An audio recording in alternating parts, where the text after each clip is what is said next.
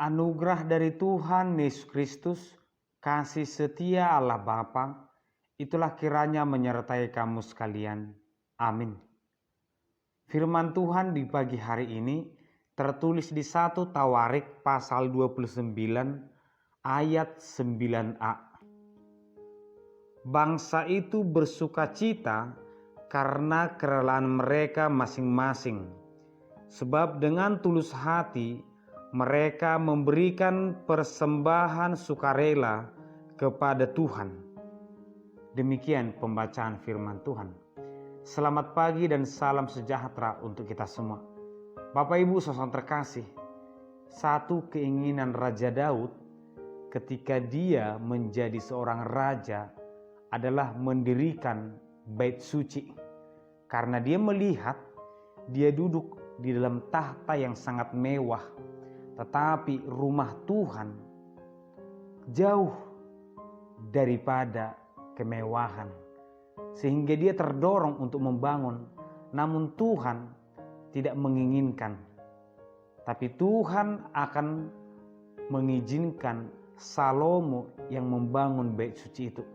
Karena memang membangun bait suci bukan tentang mau atau tidak, bukan tentang kemewahan, tetapi tentang kebenaran. Karena Daud adalah orang yang melakukan hal yang tidak berkenan kepada Tuhan, maka dia tidak diizinkan Tuhan membangun bait suci.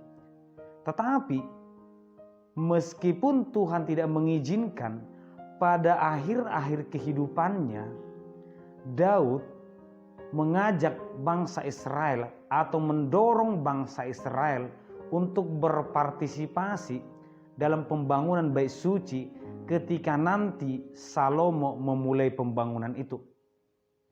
Dan firman Tuhan berkata, memberi atau berpartisipasi dalam pembangunan itu bukan untuk Daud, bukan untuk Salomo, dan bukan untuk bangunan itu, tetapi untuk Tuhan. Daud mendorong mereka menolong, memberikan dengan kerelaan hati, bukan karena takut kepada Daud, bukan karena takut kepada Salomo, tetapi memberikan seperti untuk Tuhan. Dan bangsa itu pun sangat bersukacita. Mereka memberikan apa yang mampu mereka berikan, dan itu terlihat ketika pembangunan dilakukan oleh Salomo.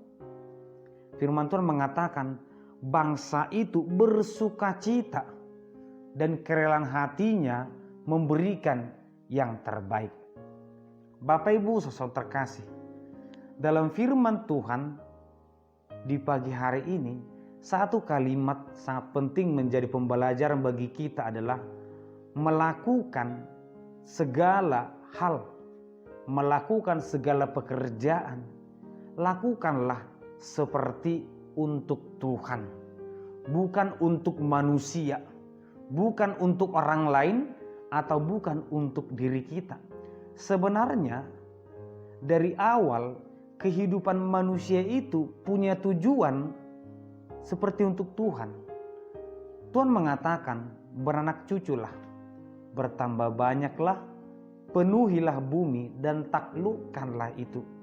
Ada perintah, ada rencana dalam kehidupan manusia, dan itu semua adalah keinginan, rencana atau kemauan Tuhan. Tuhan yang menghendaki manusia itu bekerja, Tuhan yang menghendaki manusia itu berumah tangga, Tuhan yang menghendaki manusia itu melakukan pekerjaan setiap hari. Tetapi terlihat ada keinginan manusia di luar keinginan Tuhan. Ketika manusia itu berusaha ingin sama seperti Tuhan, ingin melanggar perintah Tuhan, karena dengan angan-angan ketika kamu memakannya, kamu akan sama seperti dia. Ada keinginan yang lain dalam melakukan pekerjaan itu. Demikianlah sebenarnya dalam kehidupan kita. Kita harus bekerja, kita harus melakukan hal-hal yang kita inginkan. Tetapi keinginan manusia itu sendiri cenderung merusak keinginan Tuhan. Tuhan menginginkan kita bekerja, itu benar. Tuhan menginginkan kita bersukacita, itu benar. Tetapi Tuhan tidak menginginkan kita mendapatkan sukacita itu dengan cara yang benar. Tuhan menghendaki kita bekerja, tetapi Tuhan tidak menginginkan ada keinginan-keinginan yang lain dalam pekerjaan itu. Contohnya, aku harus mengalahkan dia. Aku harus memiliki semua ini supaya aku terlihat jauh lebih hebat. Inilah keinginan yang justru merusak kehendak Tuhan itu. Terlihatlah dengan keinginan manusia itu semakin ada kesenjangan. Ada orang yang lebih kaya dan ada orang yang semakin miskin. Ada orang yang semakin sukses dan ada orang yang semakin jatuh karena kesuksesannya. Kenapa tidak? Dalam mencapai keinginannya sering manusia harus menjatuhkan orang lain. Dalam mencapai ketenarannya sering manusia harus merusak kehidupan orang lain. Tuhan tidak menginginkan hal itu. Demikian juga saat ini kita melihat banyak orang yang merusak alam hanya untuk kebutuhan kelompok atau kebutuhan pribadi. Banyak orang yang mengabarkan kabar-kabar yang tidak benar hanya untuk keinginan pribadi.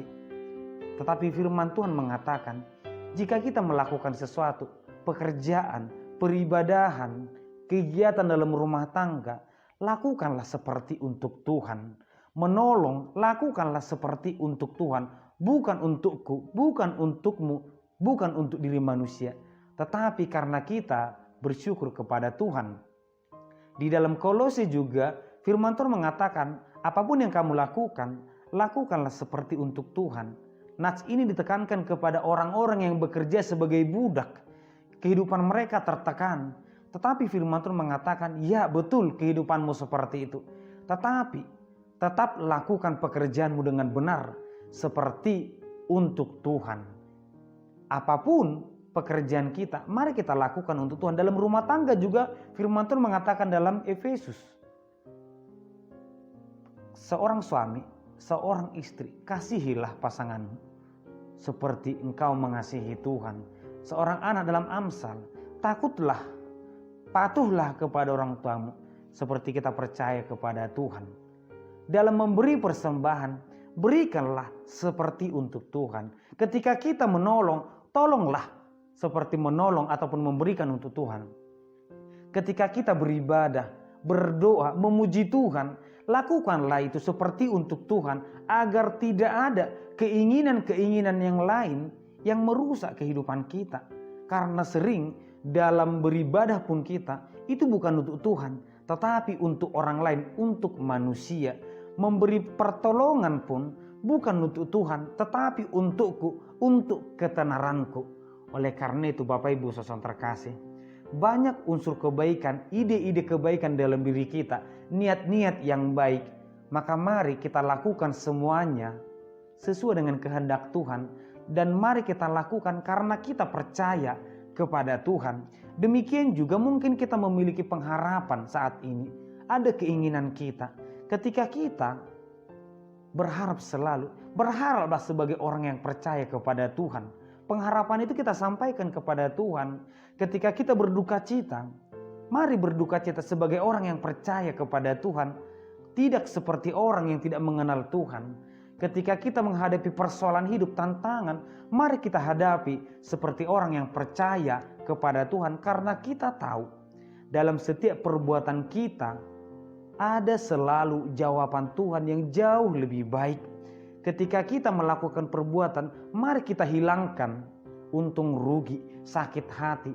Tapi mari kita katakan, semua kulakukan hanya untuk Tuhan. Maka kehidupan kita pun akan menjadi kehidupan yang memuliakan Tuhan. Hari ini, esok sampai selama-lamanya, biarlah nama Tuhan yang semakin dimuliakan dalam kehidupan kita, pekerjaan kita, rumah tangga kita. Amin. Kita berdoa. Terima kasih Tuhan, kami bersyukur di pagi hari ini. Firman-Mu mengingatkan kami Tuhan, agar kiranya dalam melakukan pekerjaan apapun itu Tuhan, kami melakukannya seperti untuk Tuhan, bukan untuk manusia. Dan kami bersukacita dalam melakukannya. Berkati kami Tuhan, agar kiranya kami tetap lebih bersuka cita, lebih semangat dalam melakukan hal-hal yang berkenan kepadamu. Ajari kami selalu Tuhan. Di dalam nama Anak Yesus Kristus kami berdoa. Amin.